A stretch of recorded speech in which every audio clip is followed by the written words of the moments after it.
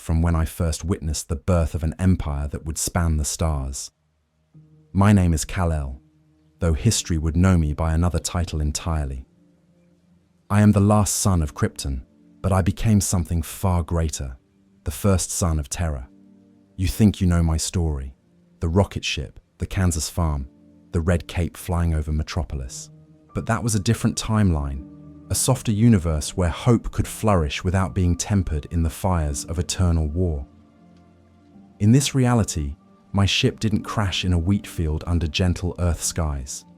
It fell to Terra during the Age of Strife, where it was found by a wandering warlord who would become the God Emperor of mankind.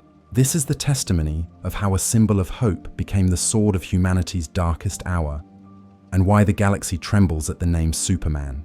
Chapter 1. Cradle of Iron and Gold. The Anatolian wastelands stretched endlessly beneath a sky choked with the fallout of atomic fire, a landscape scarred by centuries of warfare that had reduced Terra to a shadow of its former glory. Through this desolation walked a figure whose very presence seemed to bend reality around him, tall, imposing, wrapped in robes that shimmered with barely contained psychic energy. The Emperor of Mankind had many names in those days, but to the scattered tribes and tech-barbarian kingdoms, he was simply the revelation, the one who would unite humanity under a single banner. He moved with purpose through the ruins of ancient cities, seeking the fragments of human civilization that might be salvaged from the ashes of old night. Behind him marched the Thunder Warriors, his first gene-wrought soldiers, their golden armor gleaming despite the perpetual twilight that had fallen over Terra. They were magnificent in their brutality, perfect instruments of conquest, designed to bring order to a world that had forgotten what peace looked like. The crash site was discovered by accident, a crater in what had once been the fertile plains of central Anatolia, now transformed into a wasteland of glass and twisted metal. The impact had been recent enough that the surrounding sand was still fused into crystalline formations that caught the dim light of Terra's poisoned sun. At the crater's heart lay something that should not have existed in an age when humanity's greatest achievement was keeping the lights on. The ship was clearly of alien origin, its hull composed of materials that defied analysis by even the most advanced tech adepts of the age. Smooth curves that suggested aerodynamics beyond human understanding, propulsion systems that had left no trace of conventional fuel consumption, and most intriguingly, hieroglyphs carved into its surface that seemed to shift and change when observed directly. "My lord," Commander Valdor spoke, his voice carrying the mechanical precision that would one day make him the first Captain General of the Custodian Guard. Even in those early days, he was the Emperor's most trusted warrior, his gene-enhanced physiology allowing him to serve as both bodyguard and advisor. The augurs detect massive energy readings from within the craft, possibly a weapon of some kind. The Emperor approached the vessel with the careful attention of one who had witnessed the rise and fall of countless civilizations. His enhanced senses, honed by millennia of experience, detected something within the craft that made even his vast psyche pause in recognition. Not malevolence, but potential so raw and pure that it seemed to sing with possibilities that could reshape the galaxy itself. "Not a weapon," he said quietly, his voice carrying harmonics that made the very air around him shimmer with psychic resonance. "Something far more valuable." The ship's hull parted at his touch, responding to psychic pressure that few beings in the galaxy could have generated. Inside, nestled within systems designed to preserve life across impossible distances, lay an infant whose very presence radiated power that dwarfed anything the Emperor had encountered in his long existence. The child appeared human at first glance, but enhanced perception revealed the truth immediately. Every cell in his tiny body was a miniature sun, charged with solar energy that had been concentrated and refined beyond normal physics. His bone structure was denser than ceramite, his muscle tissue capable of generating force that could move mountains, his nervous system designed to process information at speeds that would make cogitators seem sluggish by comparison. But more than his physical perfection, it was the child's psychic potential that captured the Emperor's attention. The infant's mind was a beacon of pure intention, unmarked by the corruption that plagued so many of humanity's psyches. Here was a being who could wield unimaginable power, without the risk of demonic possession or chaotic influence. "What is it, my lord?"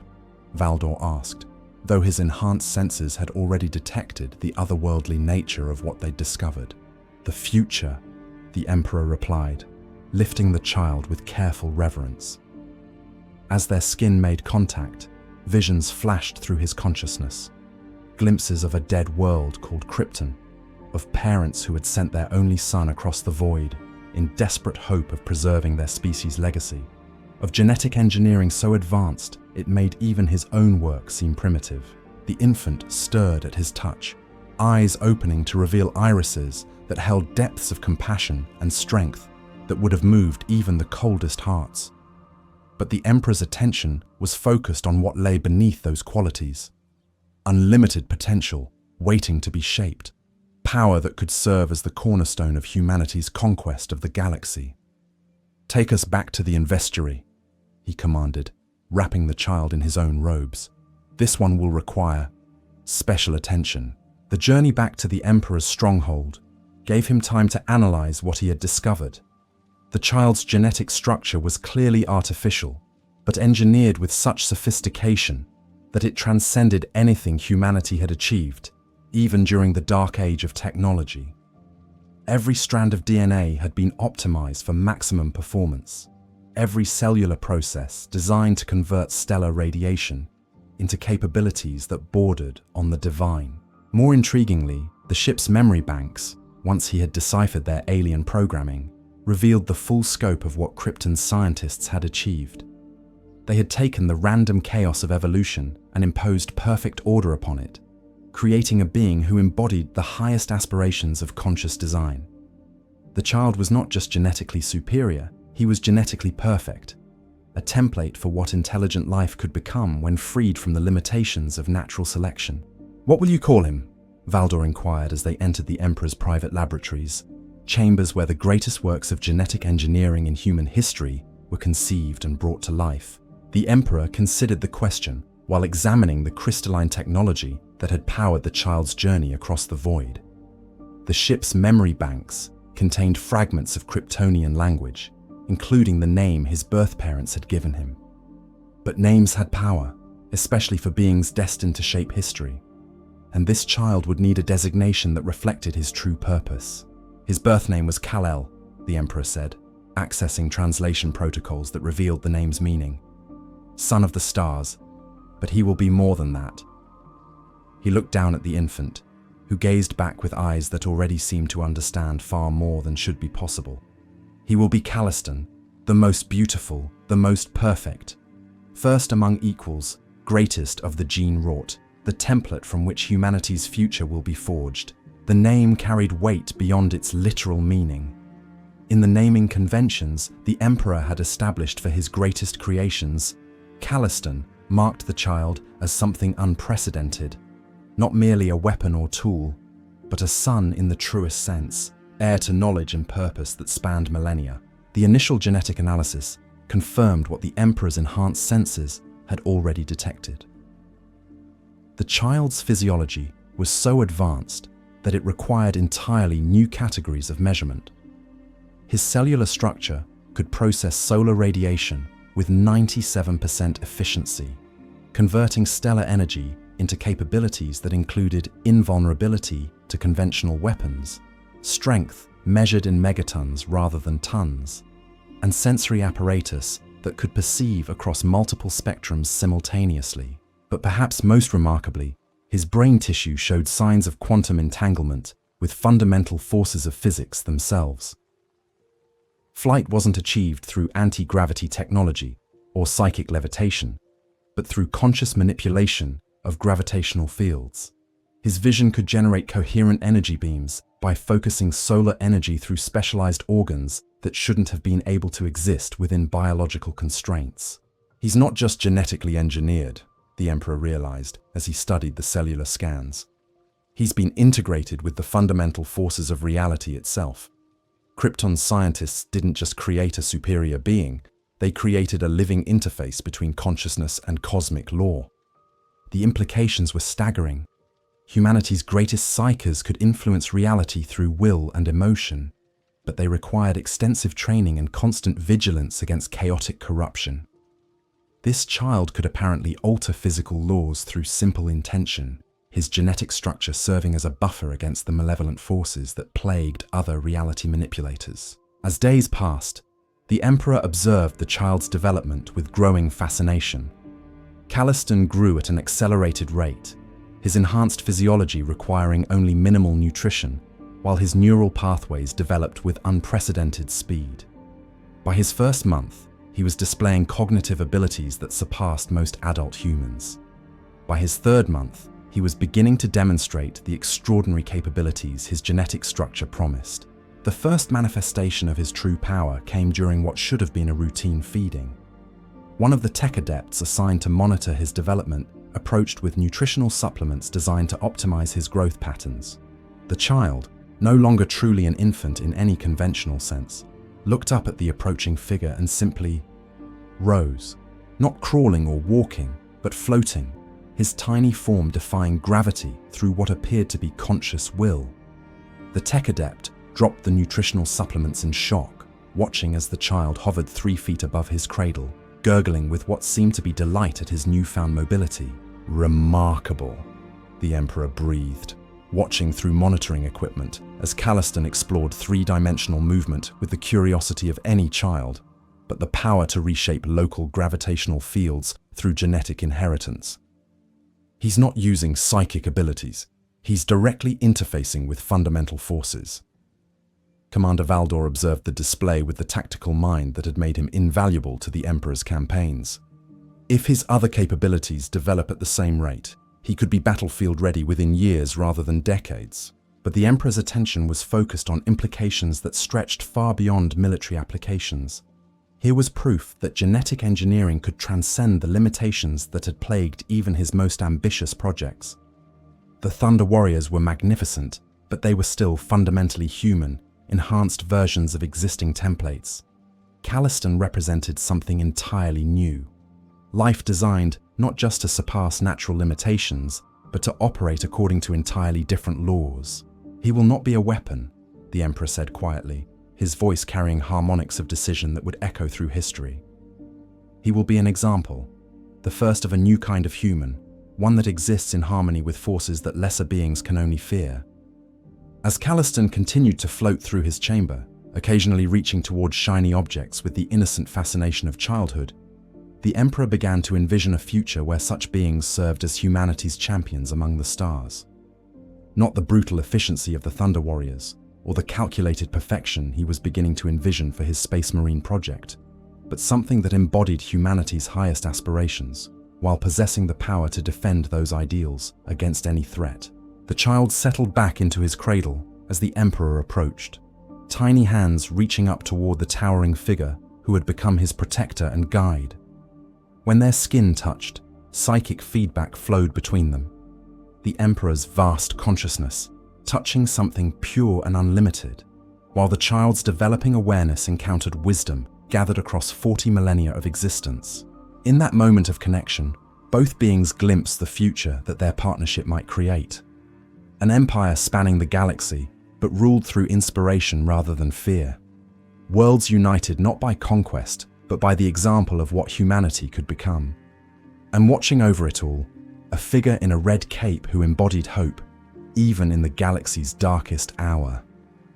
"Welcome to Terra, my son," the Emperor whispered, and for the first time in millennia, his voice carried notes of genuine warmth rather than calculated purpose. "Welcome to your destiny." Outside the laboratory windows, the wastelands of Terra stretched toward horizons scarred by centuries of warfare. But within the chamber where a Kryptonian child learned to fly under the guidance of humanity's greatest leader, the seeds of a very different future were beginning to grow. Chapter 2: Lessons in Lightning and Steel. The training grounds of the Investiry rang with sounds that had never before echoed across Terra's scarred surface. The sonic booms of a child learning to control flight at supersonic speeds, the distinctive crack of air molecules being split by energy beams fired from eyes that held depths of solar fire.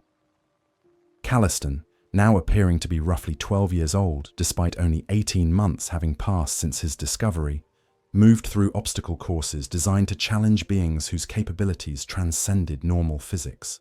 The Emperor observed from a raised platform, his enhanced senses tracking every nuance of movement as his adopted son navigated challenges that would have destroyed conventional structures. Pillars of reinforced ceramite crumbled under impacts that generated seismic readings, yet the child's expression remained one of careful concentration rather than destructive glee. Even at this early stage, Kalliston demonstrated the moral restraint that would become his defining characteristic. His development continues to exceed all projections, reported Archmagos Cawl, already showing the signs of extensive mechanical augmentation that would eventually transform him into the Imperium's greatest tech priest. His cogitators struggled to process readings that challenged fundamental assumptions about what biological systems could achieve. Strength levels now measure in the 100 megaton range, flight ceiling appears unlimited, and his optical energy discharge could theoretically breach planetary crust. But it was not Kalliston's raw power that captured the Emperor's attention. It was his restraint. Each demonstration of capability was followed by careful examination of the results, as if the child understood intuitively that such forces required wisdom to wield responsibly. When his heat vision accidentally melted a training target beyond recognition, he spent hours studying the molecular structure of the resultant slag, learning the precise consequences of uncontrolled energy application. "He learns faster than any human could," Valdor observed, watching as Kalliston practiced flight maneuvers that incorporated physics calculations that would challenge Imperial Navy pilots. "But he thinks like something else." The Emperor nodded, recognizing the pattern that Valdor had identified. Kalliston's thought processes were definitely non-human in their fundamental structure. Where human reasoning followed linear progressions from premise to conclusion, the child's mind seemed to approach problems from multiple dimensions simultaneously, arriving at solutions through intuitive leaps that proved correct when subjected to rigorous analysis. "Kryptonian neural architecture," the Emperor explained, sharing insights gained from months of careful study. Their scientists designed cognitive processes optimized for handling vast amounts of information while maintaining emotional balance. "He doesn't just think faster than humans, he thinks differently, in ways that allow unlimited power to coexist with moral clarity." The training session continued with exercises designed to develop not just physical capabilities, but the judgment necessary to use them wisely. The Emperor had learned from studying human history that power without wisdom inevitably led to corruption, and beings of Kalliston's potential required philosophical foundations that could support unlimited capability without compromising moral direction. "Tell me, Kalliston," the Emperor said, as the child descended from practicing supersonic maneuvers through Terra's upper atmosphere. "What did you learn from today's exercises?" The boy considered the question with the serious attention he brought to all matters of importance. His voice, when he spoke, carried harmonics that suggested vocal cords designed for communication across vast distances, yet modulated to avoid causing harm to unenhanced hearing. "That power without purpose is just destruction," he replied, touching the ground with the gentle precision of someone conscious of his own strength. "That every action has consequences beyond what we can see immediately. That being able to do something doesn't mean we should do it. And what is the proper purpose for the abilities you possess?" "To protect those who cannot protect themselves," Kalliston answered without hesitation. "To serve as an example of what people can become when they choose to be better than their limitations. To stand between the innocent and those who would harm them." The Emperor smiled, recognizing words that echoed principles he had spent millennia developing, but spoken with the absolute conviction that only the innocent could bring to moral truth. Here was power that genuinely sought to serve rather than dominate, strength that defined itself through protection rather than conquest. "Your training will now expand beyond physical development," the Emperor announced. "Commander Valdor will instruct you in combat tactics and strategic thinking. The Archmagos will teach you the principles of technology and engineering, and I will share with you the knowledge of history, philosophy, and leadership that you will need to fulfill your destiny." The educational program that followed was unlike anything previously attempted in human history. Kalliston's enhanced cognition allowed him to absorb information at rates that challenged even the most advanced teaching methods. Entire libraries of knowledge were processed and integrated within days, their contents not merely memorized, but truly understood at levels that required restructuring conventional pedagogical approaches. Under Valdor's tutelage, he learned the art of warfare as practiced by the galaxy's finest military minds. But where human commanders studied tactics to achieve victory through superior strategy, Kalliston approached combat as a problem of minimizing harm while protecting the innocent. His solutions often involved tactics that seemed impossible until demonstrated: single-handed assaults on enemy positions, using invulnerability and super speed to neutralize threats without causing collateral damage. "He fights like no warrior I have ever trained," Valdor reported after a particularly intense simulation exercise. "His strategic thinking prioritizes preservation of life over tactical advantage, yet he achieves victory through methods that render conventional defense irrelevant." The Archmagos found teaching Kalliston to be equally revelatory. The child's understanding of physics operated from first principles rather than memorized formulae, allowing him to propose engineering solutions that challenged fundamental assumptions about what technology could achieve. He suggests modifications to our equipment based on direct observation of subatomic behavior, Cawl reported with mechanical amazement. His cellular structure apparently allows him to perceive quantum interactions directly, giving him insights into material science that we can barely verify with our most sophisticated instruments. But it was the Emperor's own lessons that proved most significant for Kalliston's development. In private sessions conducted within chambers shielded from all observation, the ruler of mankind shared knowledge accumulated across 40,000 years of human history, including truths too dangerous for lesser minds to comprehend. "The galaxy is not an empty stage waiting for human civilization," the Emperor explained during one such session, projecting holographic displays that showed the true scope of threats humanity would face among the stars. Ancient species that view us as vermin to be exterminated, entities from beyond reality that seek to corrupt our souls for their own purposes. Forces so inimical to life itself that their very existence represents an ongoing threat to everything we value. Kalliston studied the displays with the focused attention he brought to all learning, his enhanced perception analyzing tactical data that would have overwhelmed normal human cognition. But his questions revealed concerns that transcended purely military considerations. "Why do they hate us?" he asked, examining recordings of orc invasions that showed alien brutality beyond normal comprehension. "What did humanity do to earn such enmity?" "Nothing," the Emperor replied, recognizing the moral confusion that such senseless hostility created in minds designed for justice and reason. "They hate us because we exist, because we represent possibilities they cannot tolerate, because our very presence in the galaxy challenges their dominance. Then we have no choice but to fight them. We have the choice to fight them or to surrender everything that makes us human. Some might call that no choice at all, but choice nonetheless exists." The conversation continued deep into Terra's artificial night, touching on philosophical principles that would guide humanity's expansion into the stars.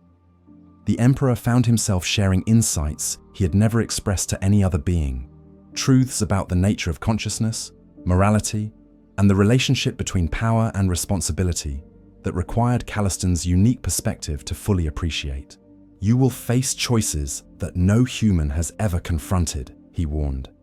"Situations where your power could solve problems instantly, but only through actions that compromise the values you seek to protect. The greatest test of your character will come not when you lack the strength to act, but when you possess the strength to do anything and must choose what you should do." "How do I know I'll choose correctly?" "By remembering that the choice itself matters more than the outcome," the Emperor replied. "By understanding that beings with our capabilities serve principles higher than our own preferences. By accepting that true strength lies not in the ability to impose your will, but in the wisdom to know when restraint serves better than action." As months passed and Kalliston's development continued, the Emperor began incorporating him into the broader project of Terra's unification. The child accompanied expeditions against tech barbarian kingdoms, serving not as a weapon, but as a symbol of what humanity could become under enlightened leadership.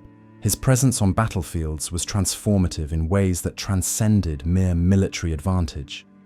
Enemy soldiers who witnessed his capabilities, invulnerability to their weapons, flight that rendered their fortifications meaningless, strength that could stop tanks with bare hands, often surrendered rather than face destruction. But more significantly, they did so with expressions of awe rather than terror. He makes them want to be better, Valdor observed after a campaign where an entire enemy army had laid down their weapons and requested incorporation into the Emperor's forces. They see his power, but they also see his restraint. They understand that he could destroy them, but chooses protection instead. The Emperor nodded, recognizing the pattern that was emerging. Kalliston's greatest weapon was not his heat vision or superhuman strength, but his ability to inspire others to transcend their limitations. Mere humans looked at him and saw not an impossible standard they could never reach, but an example of what they might become if they dedicated themselves to worthy principles. "This is why you were sent to us," the Emperor said during one of their evening conversations, watching as Kalliston practiced maintaining perfect control while exercising capabilities that could reshape continents. "Not as a weapon against our enemies, but as proof that evolution need not be left to chance, that consciousness can guide its own development toward forms that embody our highest aspirations." Kalliston paused in his exercises, floating gently to the ground with the careful precision that had become second nature. "You speak as if my arrival was planned rather than accidental." "Perhaps it was," the Emperor replied, gazing out at Terra's slowly healing skies. "Perhaps Krypton's scientists chose our world for reasons beyond mere proximity. Perhaps they recognized in humanity a species capable of nurturing what they had created. Or perhaps," Kalliston said with the wisdom that seemed to emerge naturally from his unique perspective, "we were meant to find each other so that both our peoples could become something greater than either could achieve alone." The Emperor considered this possibility, recognizing truth that his own vast experience had not revealed. Krypton had achieved genetic perfection, but had ultimately failed to preserve their civilization. Humanity possessed the cultural resilience and spiritual strength to survive any catastrophe, but lacked the biological capabilities to match their ambitions. Together, they might represent something unprecedented in galactic history, a synthesis of technological transcendence and moral purpose, unlimited power guided by wisdom that had been tested across millennia of struggle and survival. As training continued, and Kalliston's abilities reached levels that challenged all previous understanding of what biological systems could achieve, the Emperor began planning for the next phase of their shared destiny. The unification of Terra was proceeding ahead of schedule, but beyond Terra lay a galaxy filled with wonders and horrors that would require every advantage humanity could claim. Soon, it would be time for the universe to meet Superman. Chapter 3: The First Crusade. The launch bay of the Bucephalus hummed with activity as tech priests performed final sanctification rituals on the expedition fleet that would carry humanity's first steps into the wider galaxy. Kalliston stood at the observation deck's reinforced transparasteel windows, watching Terra recede beneath them as the massive command ship translated into the warp for mankind's inaugural journey to the stars. 25 years had passed since his discovery in the Anatolian crater, and those years had transformed both him and the world he now called home.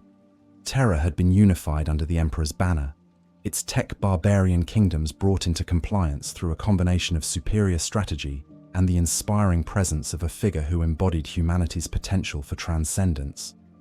The Adeptus Astartes had been created, the first Space Marine legions forged from genetic templates that incorporated insights gained from studying Kalliston's physiology. But for all their enhancement, the Astartes remained fundamentally human, superior humans, but still bound by the limitations of flesh and bone. Kalliston had become something else entirely, a being whose capabilities now approached the mythical, even by the standards of an age where myth was becoming reality. "First contact protocols are essential," the Emperor explained, as they reviewed intelligence reports from the expedition's target system. We cannot assume that alien species will share our values or respond to diplomacy as humans would. But neither can we assume that every encounter must end in warfare. The target was a system designated Lunar Wolves 001 in the expedition charts, located 17 light-years from Terra in what appeared to be a region of space controlled by a species the advanced scouts had designated as megarachnids. Initial contact had suggested a civilization of arachnoid creatures whose technology rivaled humanity's own, but whose intentions remained unclear. "What if they're hostile?" Kalliston asked, studying tactical displays that showed massive bioships moving through the system with obvious intelligence and purpose. "Then we will respond with appropriate force," the Emperor replied. "But we will not initiate hostilities. The galaxy has seen too much senseless violence already. Humanity's expansion must be guided by principles that separate us from the mindless aggression that characterizes so many other species." The principles were admirable, but Kalliston could see the practical challenges they created. The expedition fleet included elements of the Lunar Wolves Legion, led by a Primarch whose aggressive instincts had proven invaluable during Terra's unification. Horus Lupercal was a magnificent warrior and a brilliant strategist, but his approach to problem-solving favored decisive action over careful negotiation. "My son," the Emperor addressed Horus during the final briefing before translation back to real space, "remember that conquest through inspiration serves humanity better than victory through destruction. These aliens may possess knowledge or capabilities that could benefit our species if approached with wisdom rather than hostility." Horus nodded respectfully, his enhanced features showing the kind of calculated restraint that had made him the Emperor's most trusted general. But Kalliston detected subtle signs of frustration that suggested the Primarch viewed diplomatic considerations as obstacles to efficient military action. The translation from warp to real space brought them into a system that defied easy categorization. Massive structures orbited the primary star, not planets, but artificial constructions that dwarfed even the largest human installations. Bioships moved between them with the fluid grace of living creatures, their hulls pulsing with bioluminescent displays that might have been communication or might have been decoration.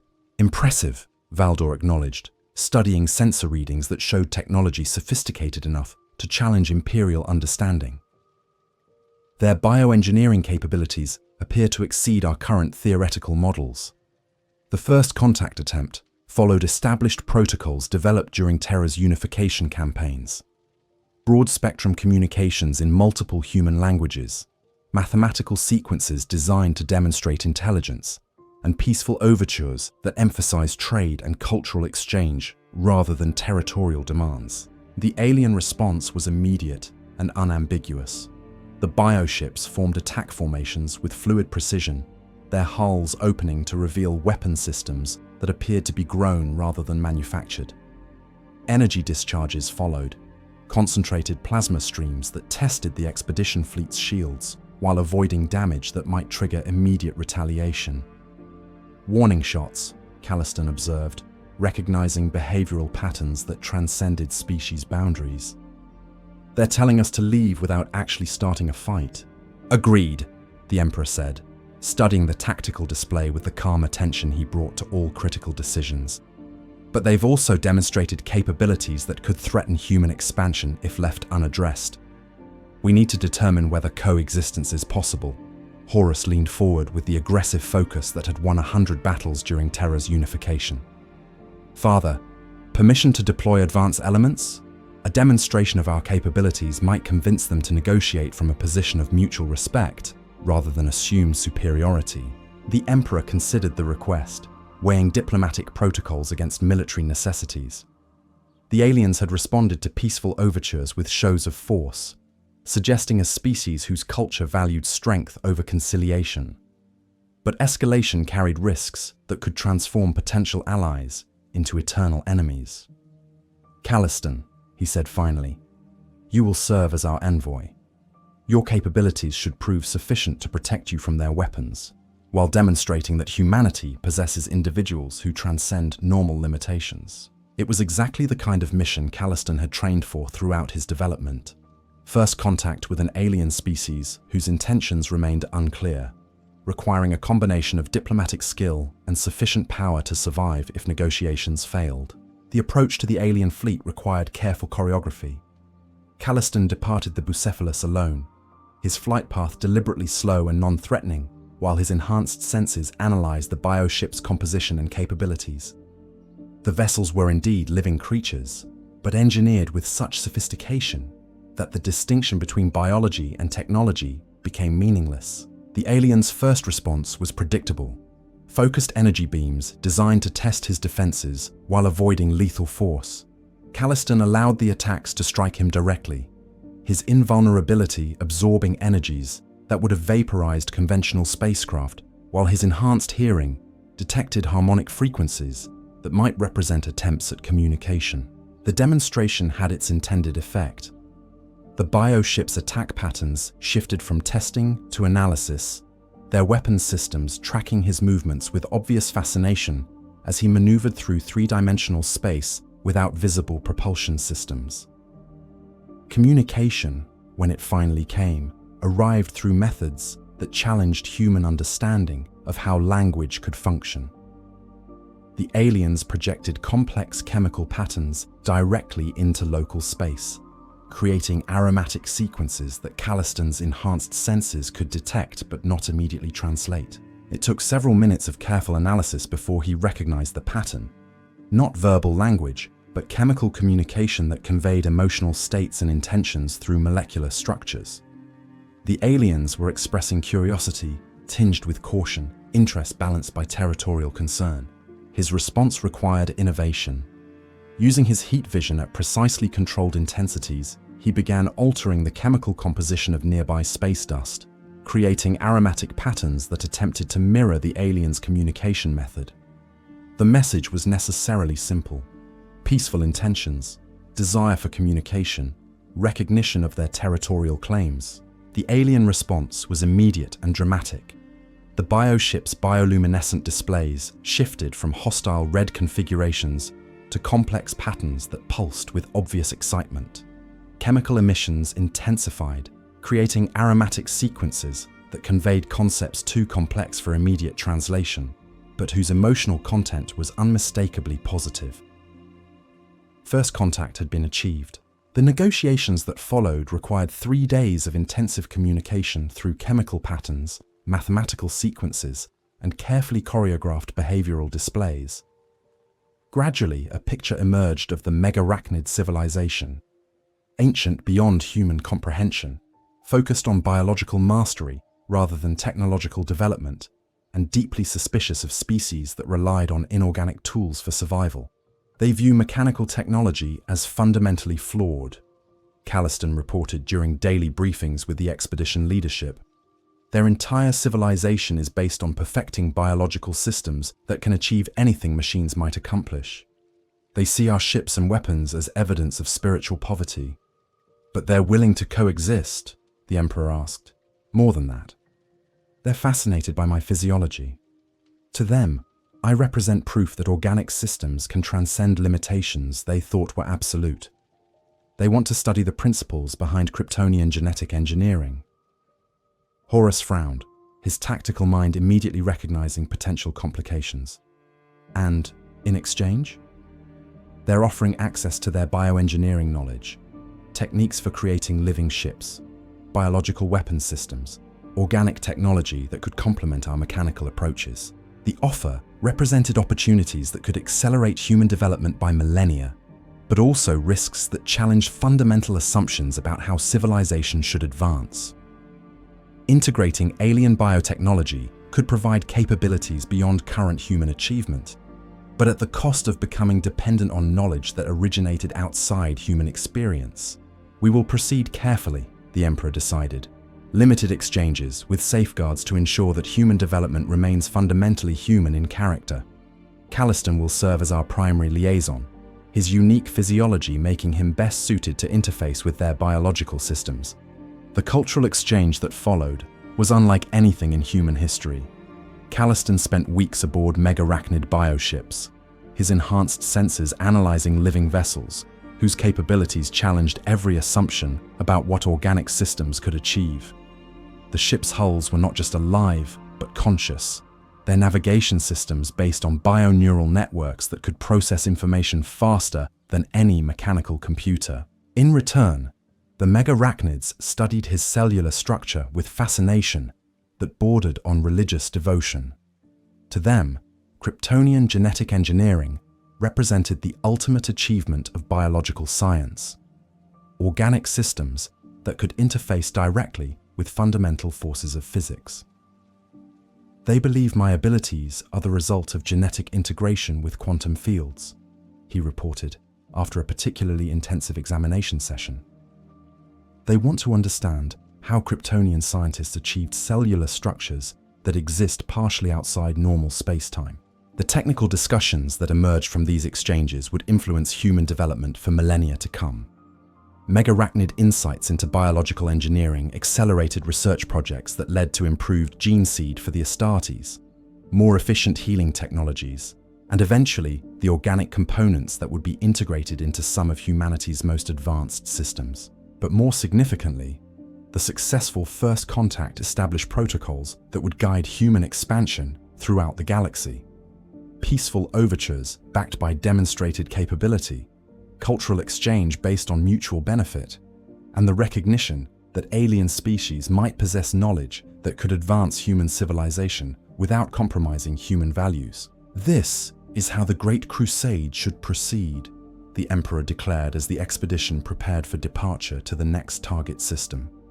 Not as conquest for its own sake, but as expansion guided by principles that make us worthy of the territories we claim. Kalliston nodded, understanding that his role in humanity's future had been permanently established. He would serve as humanity's ambassador to the stars, the living proof that human development could achieve heights that even ancient civilizations would respect and admire. But as the expedition fleet translated back into the warp, carrying knowledge and technologies that would reshape human civilization, he couldn't shake the feeling that they had taken the first step down a path whose ultimate destination remained hidden beyond the horizon of current understanding. The galaxy was vast, filled with wonders and horrors that would challenge every assumption about what life could become. And somewhere in that immensity, forces were stirring that would test whether humanity's highest ideals could survive contact with realities that transcended moral considerations. The Great Crusade had begun, but its ultimate success would depend on whether beings like him could maintain their principles while wielding power sufficient to reshape the cosmic order itself. As Terra's sun faded into the distance behind them, Kalliston found himself looking forward towards stars that held promises and threats in equal measure, knowing that each new world they encountered would test not just humanity's strength, but its worthiness to inherit the galaxy. Chapter 4. Brothers in Arms and Ideology. The Primarch assembly chamber aboard the flagship Invincible Reason resonated with tensions that had been building throughout the first decades of the Great Crusade. 20 superhuman demigods sat around a table carved from a single piece of Terran oak, each one representing not just a legion, but a philosophy of how humanity should claim its destiny among the stars. At the table's head, the Emperor presided with the calm authority that had united Terra, while Kalliston stood at his right hand, no longer the child found in a crater, but a figure whose presence commanded respect, even from beings engineered for conquest. Lionel Johnson studied tactical displays with the calculating precision that made him the greatest strategic mind among the Primarchs, his enhanced features showing the kind of controlled intensity that had won 1,000 victories. Beside him, Fulgrim examined his reflection in a polished blade while discussing the aesthetic principles that should guide humanity's expansion. Perturabo sketched fortress designs in the air, using holographic projectors, each structure more impregnable than the last. The Ulanor system represents the largest orc concentration we've encountered, Rogel Dawn reported, his voice carrying the architectural certainty that had made him the Imperium's greatest fortifier. Intelligence estimates place their numbers in the billions, with war machines that could threaten even our most heavily defended positions. Horus leaned forward, his charismatic features animated by the aggressive enthusiasm that had won him command of more expeditionary fleets than any other Primarch. Then we hit them hard and fast before they can coordinate their defenses. Lunar Wolf's spearhead, supported by Ironhand's heavy armor and Imperial Fist's siege specialists. Crude but effective, Ferrus Manus acknowledged, his mechanical hands interfacing directly with tactical cogitators as he analyzed optimal deployment patterns. However, the scale of the infestation suggests that conventional assault tactics may prove insufficient. Kalliston had been observing the debate with the careful attention he brought to all military discussions, his enhanced senses analyzing not just the tactical data, but the emotional undercurrents that flowed between the Primarchs. Each was a masterwork of genetic engineering, superior to baseline humans in every measurable category, but their individual personalities created friction that threatened unit cohesion. "Perhaps the question isn't how to defeat them," he said, his voice carrying harmonics that commanded attention without seeming aggressive, "but why we need to defeat them at all." The chamber fell silent, 20 pairs of enhanced eyes focusing on him with varying degrees of curiosity and skepticism. Angron's scarred features twisted into a grimace that suggested personal experience with enemies who deserved no mercy, while Lorgar's expression showed the kind of theological interest that he brought to all questions of moral philosophy. "They're orcs," Leman Russ growled, his bestial features reflecting the savage pragmatism that made him the Emperor's most effective enforcer. "They exist to fight, breed, and spread. There's no negotiating with a species that views warfare as the highest form of cultural expression." "Agreed," Mortarion added, his hollow features reflecting the grim acceptance that came from growing up in environments where survival required constant vigilance.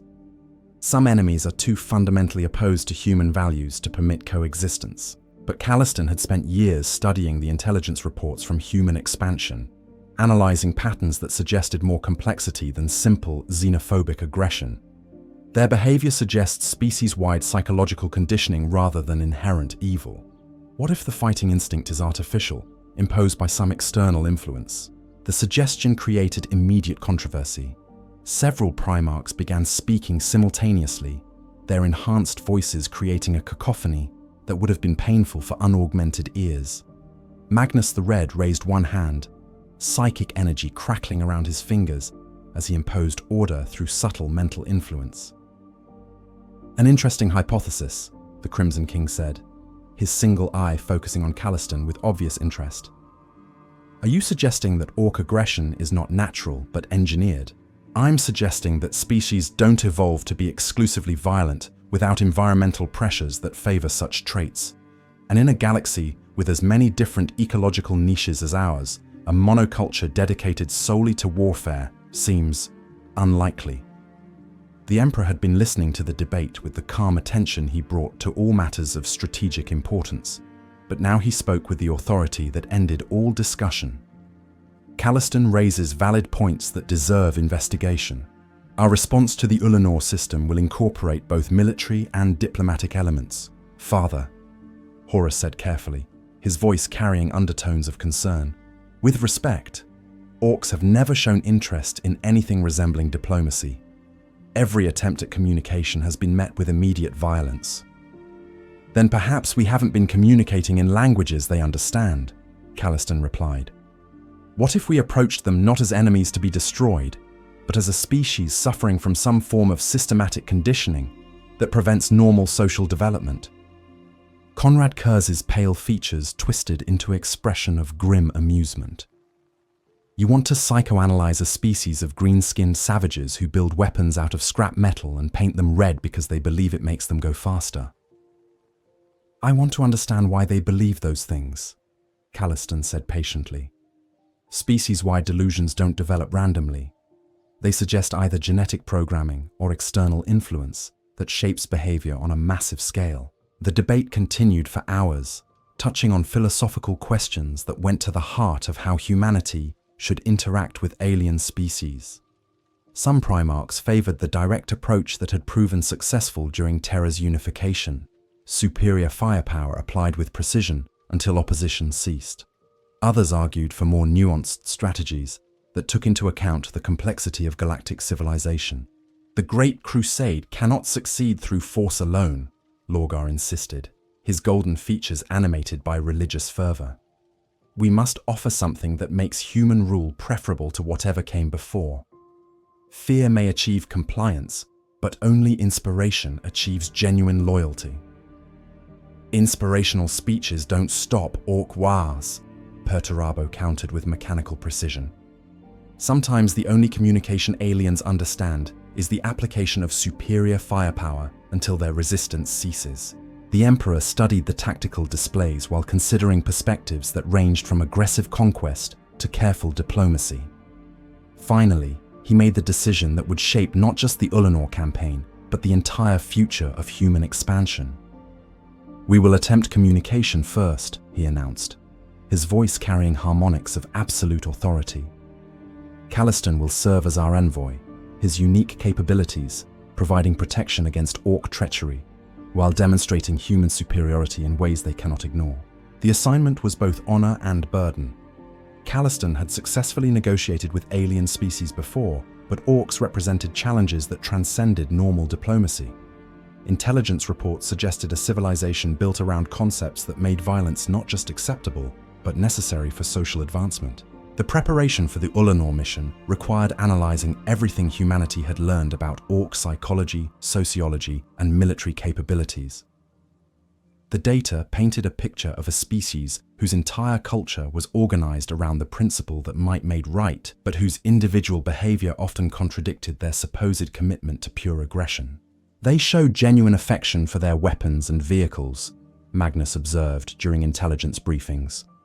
"Their mech boys demonstrate engineering creativity that suggests aesthetic appreciation beyond mere functionality. And their social structures, while brutal, show signs of complex hierarchy based on more than simple physical dominance." Kalliston studied recordings of orc communication patterns, searching for linguistic structures that might support actual conversation. Their language appeared crude at first analysis, but deeper examination revealed grammatical complexity that suggested cognitive capabilities greater than their behavior typically demonstrated. What if their apparent savagery is a cultural overlay rather than genetic imperative? He proposed during final mission planning. What if orc society suppresses intelligence and creativity in favor of aggression, but the underlying capacity for reason remains intact? The theory was untested and potentially dangerous, but it offered possibilities that pure military conquest could not achieve.